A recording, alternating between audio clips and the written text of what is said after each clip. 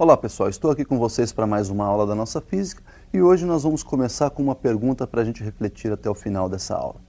A força de atrito é uma força que somente oferece resistência a um movimento ou essa força pode também ser uma força motriz, uma força que movimenta um corpo? Então até o final da aula vocês vão pensando para a gente poder chegar a uma conclusão óbvia sobre esse assunto. Hoje a gente vai falar então do atrito e para falar sobre o atrito nós devemos lembrar que esse atrito depende, está vinculado ao estado de aspereza ou rugosidade de duas superfícies que estão em contato. Para isso nós vamos a um visual e você vai perceber a diferença entre o atrito na sua fase estática, na sua fase cinética e na sua fase de iminência de movimento. Olha aí, o atrito estático é aquele enquanto o corpo ainda está parado, né? Então você vai aplicar uma força F na tentativa de movimentar esse corpo, mas aquela força que está tangenciando a superfície de contato ali, que nós chamamos de atrito, vai manter esse corpo em repouso, porque ela no momento está sendo igualada à força F, ou seja, tem a mesma intensidade da força F, a mesma direção e sentido oposto. Perceba que se você for aumentando essa força F, esse atrito também vai aumentando na mesma intensidade, até que chega um momento em que ele vai atingir um valor máximo. Esse atrito estático no seu valor máximo passa a ser chamado então atrito de destaque. Percebam então que quando você atingiu o atrito de destaque, a sua força F está ainda na sua intensidade, na intensidade igual à intensidade do atrito de destaque e esse corpo está na iminência de movimento. Perceba agora que se você aumentar um pouquinho mais a força F, esse corpo começa a se deslocar. E quando ele está então em deslocamento, o atrito passa a ser chamado de atrito cinético ou atrito dinâmico. Perceba então que agora, no movimento, a força F é maior que a força de atrito. Bom, então como nós vimos, o atrito passa por três fases, né? Ele passa lá pela fase estática, enquanto o corpo está em repouso, depois ele chega no seu valor estático máximo, que é quando o corpo está na iminência de movimento, e por fim ele passa então a ser chamado de atrito cinético ou atrito dinâmico, quando o corpo está já em movimento. Percebam que essa relação entre os atritos, a gente pode fazer isso aí graficamente, a gente pode relacionar essas três etapas graficamente. Vamos observar então como é que fica tudo isso lá no gráfico.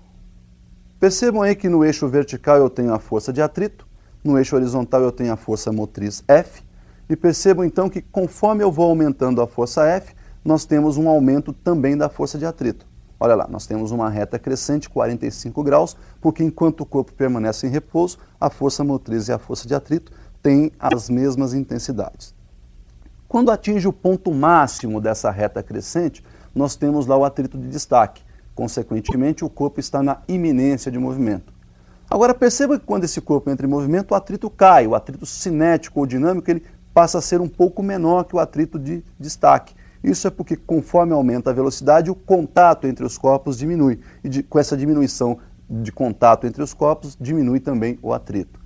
Perceba então que o atrito estático que nós vamos utilizar aí é sempre no seu valor máximo. E, consequentemente, quando a gente fala de coeficiente de atrito, esse coeficiente vai ter um valor estático e um valor cinético ou dinâmico. Perceba então que o estático vai ser sempre maior, ou em algumas situações nós vamos considerar que esse atrito estático e cinético são iguais. Por isso, o coeficiente de atrito estático é maior ou igual ao coeficiente de atrito cinético. Então nós vamos observar aí que se a força F for menor que o atrito de destaque, o corpo permanece em repouso e a força F então tem a mesma intensidade da força de atrito. No momento em que essa força F passa a ser maior que a força de atrito de destaque, percebam então que o atrito passa a ser cinético e o corpo então agora entra em movimento. Bom, perceberam então que as possibilidades de atrito, nós falamos, são duas. Esse estático é sempre o valor máximo, então nós não vamos utilizar nenhum atrito estático inferior ao destaque, e sempre que o corpo estiver em movimento, o atrito passa a ser o cinético. Qual seria a relação matemática para você calcular essa força de atrito? Então nós vamos visualizar essa expressão matemática. Olha lá, a expressão matemática relaciona a força de atrito com a força normal. Portanto, a expressão matemática ficaria mais ou menos assim, olha. Força de atrito igual ao coeficiente de atrito multiplicado pela força normal. Se o atrito for estático, ou atrito de destaque, nós vamos multiplicar o coeficiente estático pela força normal. Se o corpo já estiver em movimento, ou seja, se o atrito for cinético, nós vamos multiplicar o coeficiente de atrito cinético pela força normal. Bom, pessoal, essa força normal, o que vem a ser essa força normal? Bom, é simples da gente perceber. Se você tem uma superfície de contato e você vai apoiar sobre essa superfície um corpo, faça isso colocando o seu dedo ali no meio. A força que esse corpo de cima e o corpo de baixo estão aplicando no seu dedo, comprimindo o seu dedo, é a chamada força normal. É a força que esses corpos estão trocando no momento. Essa força normal tem uma característica, ela é sempre perpendicular à superfície de contato. Bom, então vamos a dois exemplos de força normal. Olha lá, o primeiro exemplo nós temos aí um plano horizontal, né, um corpo apoiado sobre esse plano, a força motriz que nós chamamos de força F, a força de atrito no momento de destaque, estou considerando que esse corpo está inicialmente parado. Perceba então que existe a força de gravidade empurrando esse corpo para baixo, que é a força peso, e a superfície não deixa esse corpo descer, empurrando então obviamente esse corpo para cima. Nesse caso, a força que a superfície exerce sobre o corpo, não deixando ele descer, nós chamamos de força normal. Percebam então que nesse caso, na vertical só existem duas forças, a força normal e a força peso.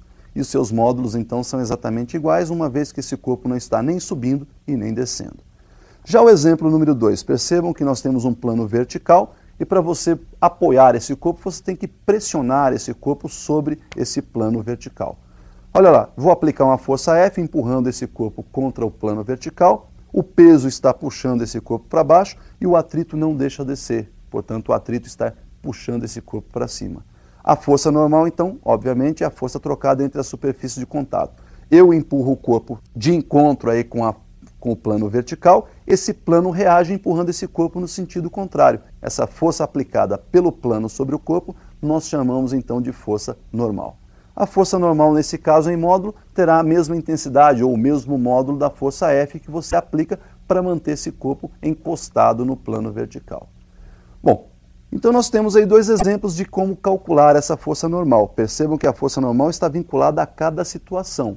Não tem um modo de se calcular a força normal. Ela vai variar conforme variam as situações. Vamos observar um outro exemplo aí que seria o plano inclinado. Olha lá, no plano inclinado nós temos aí, por exemplo, esse corpo, né, já numa posição em equilíbrio, a força-peso vertical para baixo, a inclinação desse plano ângulo θ, e percebam que essa força-peso pode ser decomposta em duas direções. Uma que tangencia esse plano inclinado, portanto é a força que vai movimentar em algum momento esse corpo para baixo, e uma força que é perpendicular a essa superfície de apoio, que é a componente normal da força-peso. Lembrando então que esses dois corpos estão em contato, existe aquela força normal. Percebam que eu chamei aí nesse caso a força normal de N, e essa força normal então está se opondo, né? Tem a mesma direção, mas sentido oposto à componente normal da força-peso. Para você desmembrar essa força-peso e calcular aí as componentes tangencial e as componentes normal, você vai usar lá o seno e o cosseno, né? Para você calcular então o cateto adjacente ao ângulo θ, que é a componente normal desse peso, Pn, é só multiplicar a hipotenusa, que é o P, pelo cosseno de θ. E para você calcular o cateto oposto, que é a componente tangencial, portanto o PT, é só multiplicar a hipotenusa, que é o P, pelo seno de θ. Bom, perceberam então aí que no plano inclinado você tem que fazer uma decomposição de vetores. Bom, mas nesse mesmo plano inclinado nós temos duas situações diferentes. O corpo pode estar em repouso e pode estar em movimento. Então vamos analisar o chamado ângulo crítico. Nós temos então o ângulo crítico de atrito quando o corpo está na iminência de movimento. Portanto, nós temos aí o corpo apoiado num plano, o atrito atuante aí é o atrito de destaque, então nós temos lá o PT que vai puxar esse corpo para o movimento e a força de atrito de destaque que é quem vai segurar esse corpo na posição. Percebam que o PT e a força de atrito de destaque nesse momento são exatamente iguais. Substituindo então o PT por P seno θ, como nós vimos na tela ou no visual anterior, e a força de atrito pela sua expressão matemática coeficiente vezes força normal, na igualdade P seno θ igual coeficiente vezes força normal. Uma vez que você lembrou aí que a força normal, ou a componente normal aí, está igualada, né, à nossa componente normal do peso, ou seja, a força normal e o peso normal têm módulos iguais, eu vou então substituir a normal por P cosseno θ. nós temos então que P seno θ é igual ao coeficiente estático multiplicado por P cosseno θ. Perceba que o P aparece dos dois lados, dividindo a equação toda, membro a membro, por P, nós temos então que o seno de θ é igual a coeficiente, né, vezes o cosseno de θ. Nós vamos dividir os dois lados por cosseno, nós temos então que o coeficiente é seno de θ sobre cosseno θ e, consequentemente, o coeficiente aí seria a tangente do ângulo θ. Então nós vimos aí o ângulo crítico, né, de atrito quando o corpo está na iminência de movimento. E quando esse corpo começa a se movimentar com velocidade constante? Então vamos ao novo visual.